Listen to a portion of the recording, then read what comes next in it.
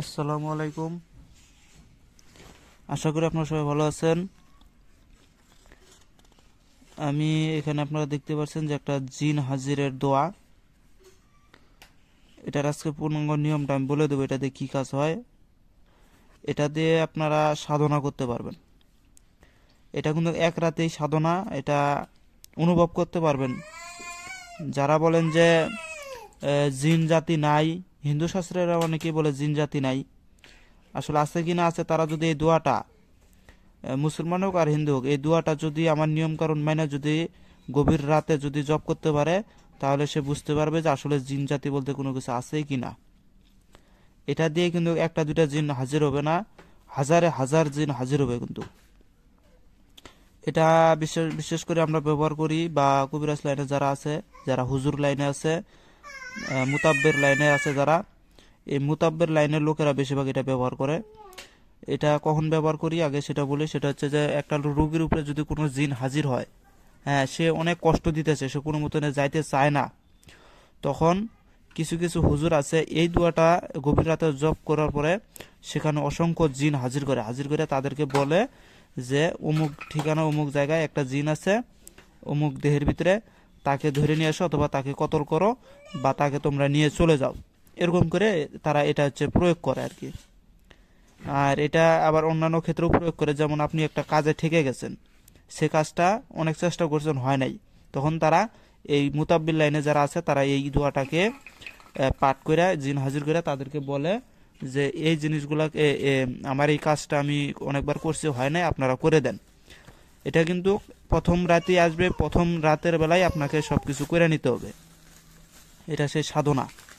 আমি সাধনাটা পূর্ণাঙ্গ নিয়মটা বলে দিতেছি, আপনারাও রাত্রেবেলা করে হাজির করতে পারবেন। কইরা আপনাদের কোনো উদ্দেশ্য থাকলে সেই উদ্দেশ্যটা তাদেরকে বইলা দিবেন, তারা তাদের আপনার উদ্দেশ্যটা পূরণ করে দেবে, যে কেউই পূরণ করবে এটা। তো কিন্তু এখানে দেখতেছেন দুইটা নিয়ম আছে, একটা এই যে দুইটা, আসলে এই নিচের যে মন্ত্রটুকু আছে এটা দেখুন জিনের বাদশাকে হাজির করা হয়, জিনের সর্দারকে হাজির করা হয়, আর উপরের যেটা আছে এটা অসংখ্য জিনকে হাজির করার জন্য করে। এখন দুইটা মিলে যদি করেন তাহলে বাদশা কেন, অসংখ্য জিন আপনার ভিতরে আপনার কাছে আসবে, আসার পর আপনার যে কাজটা করবেন, যে উদ্দেশ্যটা নিয়ে বসছেন সেই উদ্দেশ্যটা সফল করে দিবে তারা। তো এটা আমি নিয়মটা বলে দিতেছি, এটা কিভাবে প্রয়োগ করবেন। অবশ্যই এই লাইনের সঠিক একটা গুরুর কাছ থেকে আগে দোয়া নেবেন, আশীর্বাদ নেবেন বা দীক্ষা নেবেন, নেওয়ার পরে কিন্তু এই কাজে যাবেন। নয়তো কিন্তু একটা দুইটা দিনের সাথে পারা যায়, কিন্তু অসংখ্য জিন এবং জিনের সর্দারের সাথে কিন্তু পারা খুব মুশকিল হয়ে যায়, জীবনটা টানা টানা হয়ে যাবে আপনার। তাই সাধনা করার আগে অবশ্যই সঠিক গুরুর পরামর্শ নিয়ে তারপরে করবেন। ভাই আগে জিনকে ঠেকানোর চিন্তাটা আগে করতে হবে, জিনকে কিভাবে কবজা করা যায়, জিনকে কিভাবে তাড়ানো যায়, জিনকে কিভাবে বন্দি করা যায়, এগুলো কৌশল আপনাকে আগে জানতে হবে। নয়তো কিন্তু এতগুলা জিনকে হাজির করে কিন্তু পরে আপনি বিপদে পড়বেন, আপনার পরিবারকে ধ্বংস করতে পারেন। সেজন্য করে একটু সঠিক লোকের কাছ থেকে আগে পরামর্শটা নেবেন ভালো। জিন কিন্তু এত যত ভালো তত খারাপ, জিনের ভিতরে খারাপও আছে ভালো আছে, এখন ভালোটা আসে না খারাপটা আসে তার কোনো ঠিক নেই। তো আমি নিয়মটা বলতেছি যে আপনারা যে কোনো চন্দ্র মাসের প্রথম যে শুক্রবারটা হয় সেই শুক্রবারও বুঝতে পারেন, অথবা যে কোনো শুক্রবারও বুঝতে পারেন, সেটা চন্দ্র মাসের হোক বা না হোক, কিন্তু উত্তম হচ্ছে চন্দ্র মাসের, মানে আজকে চাঁদ উঠবে প্রথম শুক্রবারের ভিতরে আপনাকে বুঝতে হবে, এটা হচ্ছে উত্তম। এছাড়া যে কোনো শুক্রবারের দিন আমল করা যায়। এটা শুক্রবারের দিনটা আপনি পাক পবিত্র থাকবেন, রোজা রাখার চেষ্টা করবেন।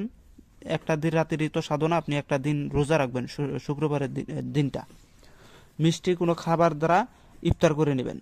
নেওয়ার পরে পাক পবিত্র অবস্থায় কিন্তু অবশ্যই থাকতে হবে, সারাদিন সারা রাত থাকতে হবে পাক পবিত্র অবস্থায়। আপনার নিজস্ব একাকিত্ব কোনো ঘরের ভিতরে, নির্জন ঘর অথবা ঘর না থাকলে কোনো নির্জন কোনো জায়গার ভিতরে চলে যাবেন, যায় নেমাজ বিছিয়ে নেবেন, আগরবাতি মোমবাতি খুশবু এগুলা লাগাই নেবেন, নিয়া শরীরটাকে পাকাপোক্ত বন করে নেবেন, গন্ডি দিয়ে নেবেন, গুরুকে স্মরণ করবেন, পীর মুর্শিদকে স্মরণ করে আপনারা এই দুয়াটা শুধুমাত্র 100 পুরাপুরি ভারের তুসবি দিয়া 100 বার খালি জপ করবেন। 100 বার জপ করার লাগে না, এটা খুব মানে অল্প, মানে কয়েকবার জপ করলে পারেই জিন ওখানে বুঝতে পারবেন, অনুভব করতে পারবেন যে আপনার আশেপাশে জিন চলে আসছে। এক মালা জপ করলে কি হয়, অসংখ্য জিন একত্রিত হয়ে যায় ওই জায়গায়। তো আপনারা প্রথমেই বুঝতে পারবেন আলামতগুলো তারা সেই সঙ্গে সঙ্গে আলামত দেওয়া শুরু করবে। এটা তাসাল্লিদ খুবই মারাত্মক তাসাল্লিদ, এটা দ্বারা যে কোনো সময় জিনকে হাজির করা সম্ভব হয়। রোগীর শরীরে কয়েক ফুক মারবেন, সঙ্গে সঙ্গে জিন এসে হাজির হয়। আমি নিয়ম দোয়াটা পড়ে দিতেছি। অবশ্যই যদি কোনো কারো ক্ষয়ক্ষতি আমি বা আমার চ্যানেল কিন্তু দায়ী না। দোয়াটা বলতেছি, আপনারা শুনেন। ওয়ান নুফিকা ফিস সুরে ফাইজাহুম মিনাল আজদাসি ইল্লা রাব্বিহিম ইয়ান শিলুন কালু ইয়া ওয়াই লানা মিম বাআস না মিম মারকাদিনা হামা হাজা মা ওয়া আদার রাহমানু ওয়া সাদাকাল্লাহ মুরসালুন ইন কানাত ইল্লা সাইহাতু ওয়াহিদাতান ফাইজাহুম জামিউ লাদাইনা মুরদারুন। এটা হচ্ছে সেই দোয়াটা, স্ক্রিনশট দিয়ে নেন।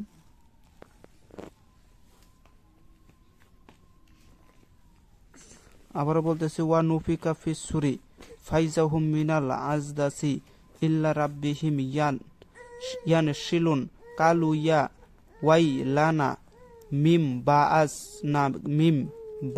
না মিম মারকাদিনা হাজামা ওয়া আদার রহমানু ওয়া সাদাকাল্লাহ মুরসালুন ইন্না কানাতা ইল্লা হাসাই হা। এখানে কিন্তু হা হবে, এটা কিন্তু স না, এটা হা। হাসাই হা হাইবাতুল ওয়াহিদাতান ফাইজাহুম জামিউ লাদাইনা মুরদারুন। উচ্চারণটা একটু সঠিক করে নেবেন, আমি যেভাবে বললাম ওভাবে বলবেন, অথবা সুর দিয়ে পড়তে পারেন, অথবা না পড়লেও চলে। এক কথা পড়বেন, এটা সুন্দরভাবে পড়বেন। একমালা জপ করবেন। একমালা জপ করার আগে দেখবেন যে অনেক কিছু একমালা পারবেন কি না পারবেন সন্দেহ আছে একমালা জপ করা। তো যাই হোক, এটা দিলাম। যদি ভিডিওটা ভালো লাগে অবশ্যই লাইক কমেন্ট শেয়ার করে পাশে থাকবেন। ধন্যবাদ।